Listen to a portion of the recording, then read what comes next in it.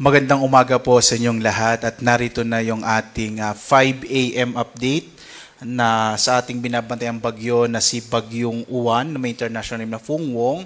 At live po tayo ngayon mula rito sa Pag-asa Weather Forecasting Center.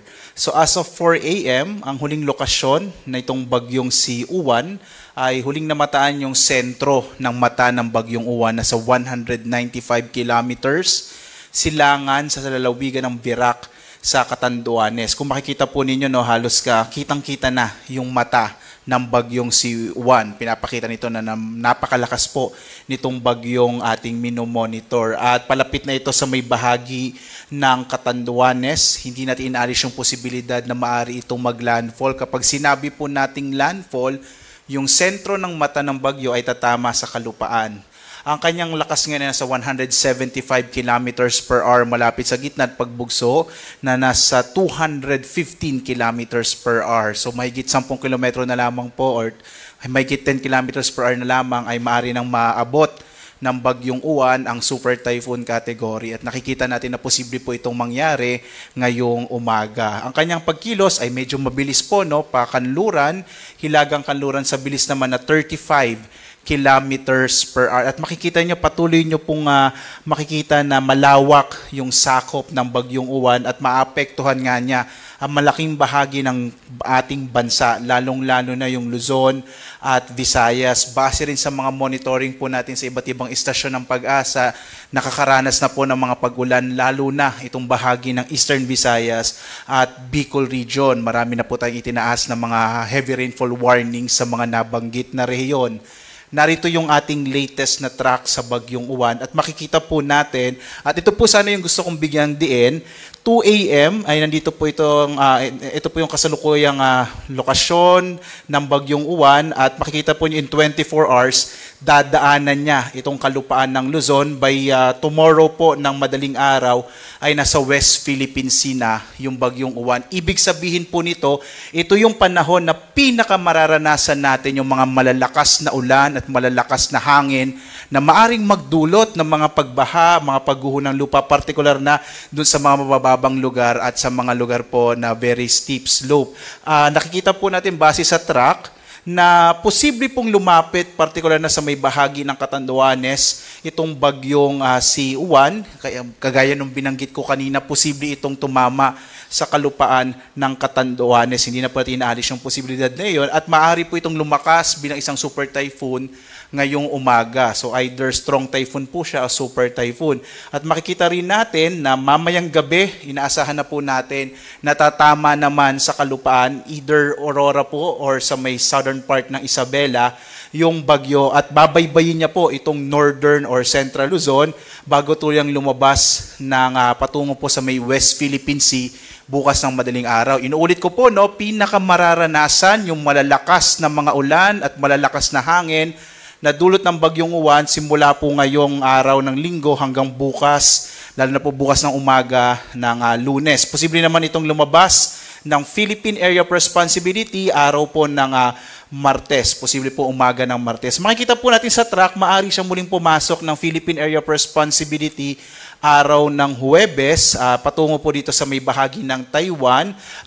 Sa ngayon po, patuloy pa natin itong i-monitor at kung makaka-apekto pa ito sa ating bansa. So, posible po siyang pumasok muli ng PAR ng Huwebes, pero by Friday ay muling lalabas. So, maaari din siyang tumama sa may bahagi ng Taiwan bilang isang severe tropical storm category na bagyo.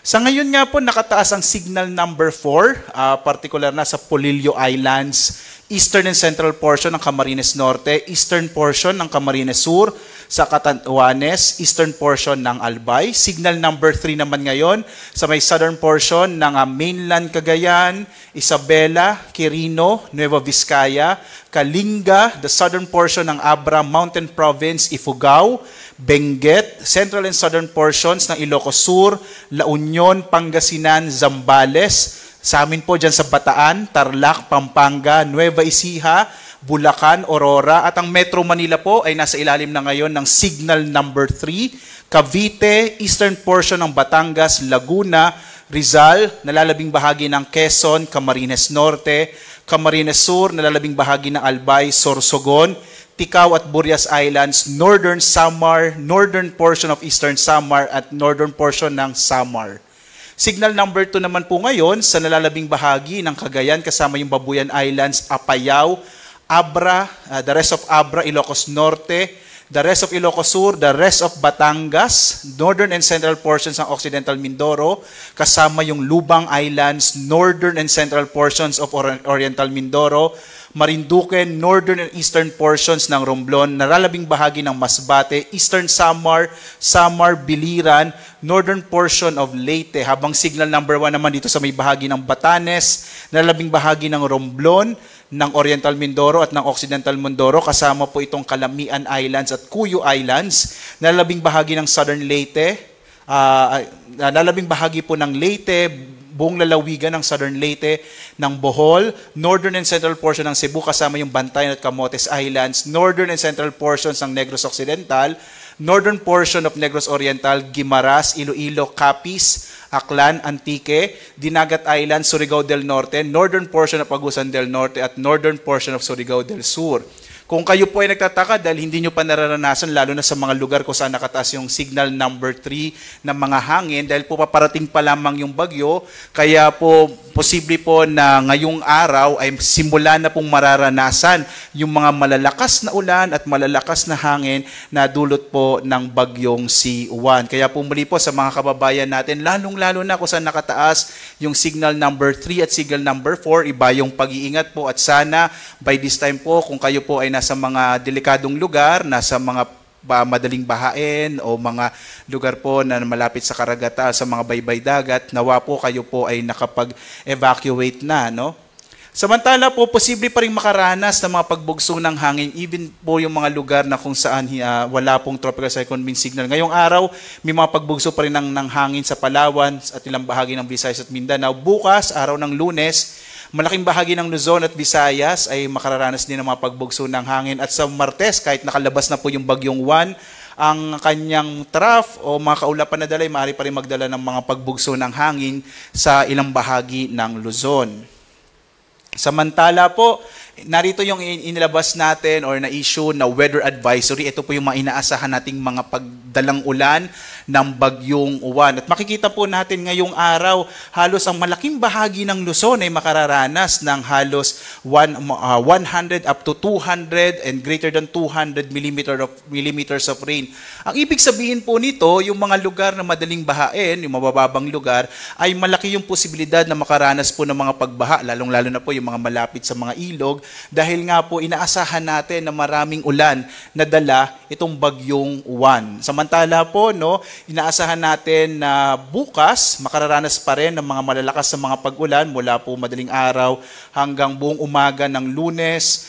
Itong malaking bahagi pa rin ng Luzon, lalong-lalo na itong western section ng Luzon. Muli po, no, mag-ingat tayo sa mga potensyal, mga posibilidad ng mga pagbaha at mga pagguho ng lupa na dahilan po ng mga ulan na dala ng bagyong Juan. Samantala po, pagdating ng araw ng Martes, makararanas pa rin ng mga pag-ulan ang ilang bahagi ng Ilocos Sur, La Union, Benguet at Pangasinan habang papalabas na nga ng Philippine Area of Responsibility ang bagyong Juan.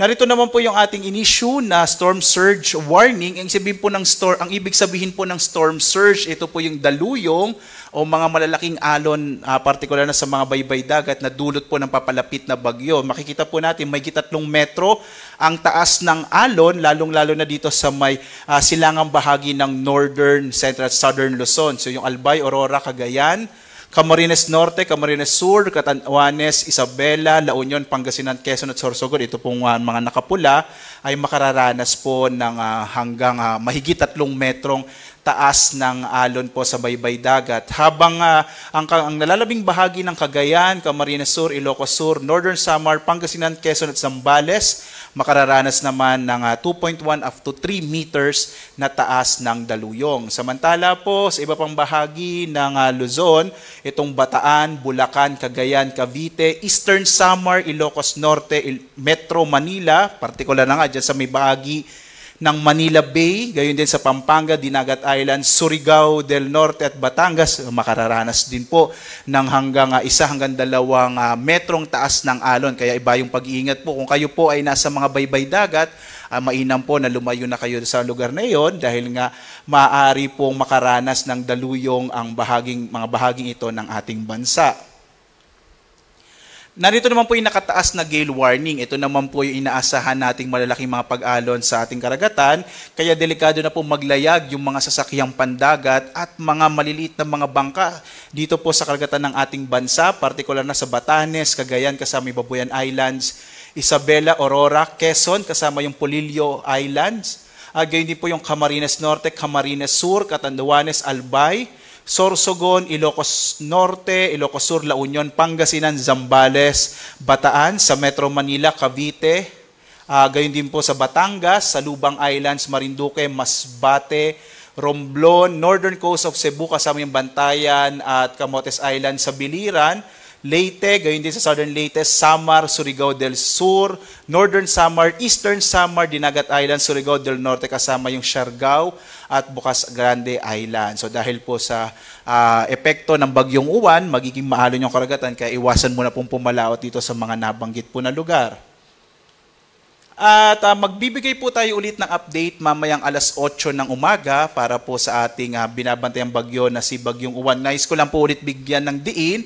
Ngayong araw po hanggang bukas, lalo na po bukas ng umaga, mararanasan natin yung mga malalakas na hangin at malalakas na ulan na dala ng Bagyong Uwan. Lalong-lalo na po dito sa may northern at central Luzon, maging ilang bahagi po ng southern Luzon, dahil po dito po dadaan yung Bagyong Uwan starting ngayong araw ng linggo. Kaya mag-ingat po kayo mga kababayan dahil po malakas po itong bagyong mararanasan ng ating bansa.